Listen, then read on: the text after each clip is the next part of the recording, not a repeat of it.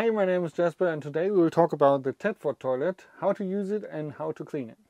Before you use your toilet, you really should make sure that the cassette and the toilet is connected properly. So to check this, just open your grey valve and check if you can view in your toilet. Your Tedford toilet needs some chemicals before use. So just put in one of these taps and some water.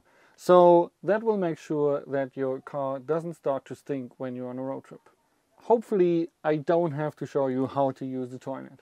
If you use the Tedford toilet, it helps to use a thinner camping toilet paper. This is better for the chemicals to get absorbed. After using the toilet, please splash some water and close the grey valve. This makes sure that while driving nothing comes out. Behind the toilet you have a sign if it's green or red. When it's totally red, you definitely have to empty the cassette. I will show you how this gets done. You need a small key to open the lock for your toilet. After that, you can push with both thumbs these little buttons to open the door. Pull the blue lever and then pull the whole cassette to turn it out.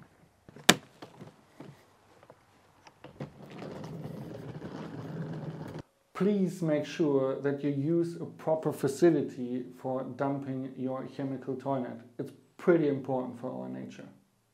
I think nobody wants to see the content of this toilet cassette, so I'm just going to explain it.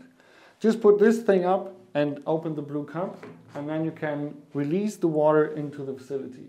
To clean the toilet properly, just put on some fresh water, close this thing again and shake it a little bit.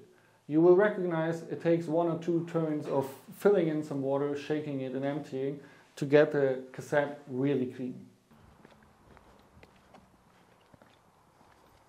If this knob is turned in a different direction, it won't fit in your car. It has to be turned straight and then it easily fits into your camper.